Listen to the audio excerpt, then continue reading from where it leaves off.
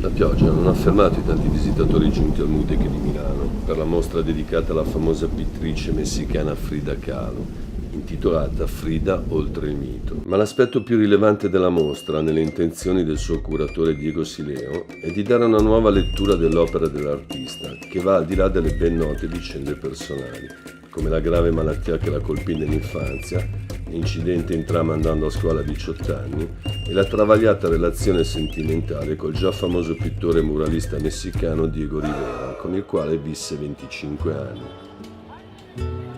La mostra è divisa in 4 aree tematiche dedicate alla donna, alla politica, alla terra e al dolore.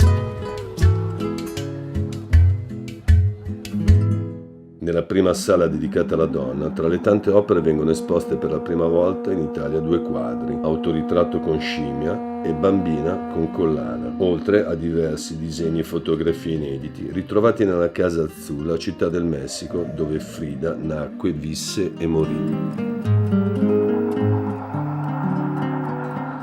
Nella seconda sala dedicata alla politica, questa foto di Frida e Diego ad una manifestazione del Partito Comunista Messicano ci testimonia il loro impegno sociale e rivoluzionario.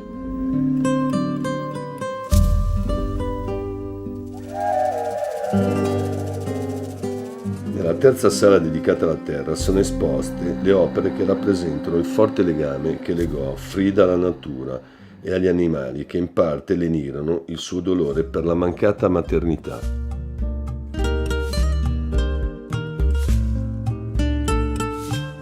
Cioè, davanti alle sue opere mi rispecchio in un qualche modo, perché sono passata anche attraverso, diciamo, l'esperienza del corsetto e cioè i problemi alla schiena e cose del genere.